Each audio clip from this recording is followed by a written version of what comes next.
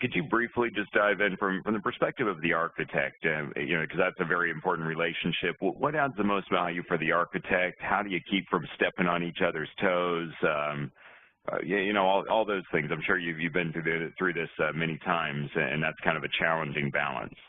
It really is, because the old adage from architects is what's more important, form or function.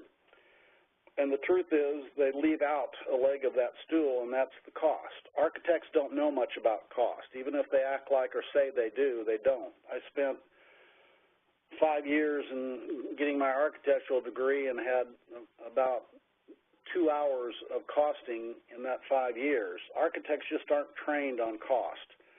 And so architects need help. They need help in the estimating, but you have to be extremely tactful with an architect. A lot of times the architect's going to act aloof. He's above the contractor in his mind. But truthfully, the problem more often than not is that architects' fees, which used to be 8 to 10% for full architectural services, have been beat down to about 4% or lower.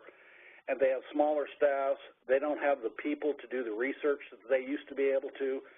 So if you can tactfully work with the architect and convince him you're not just a value engineer, chop the quality of the project at the end, but you can understand his vision and the importance of the design, if you can get him to believe that you have a part of you that understands that you want to help him protect his design, but you want to keep it in the budget, he's going to open his arms to working with you.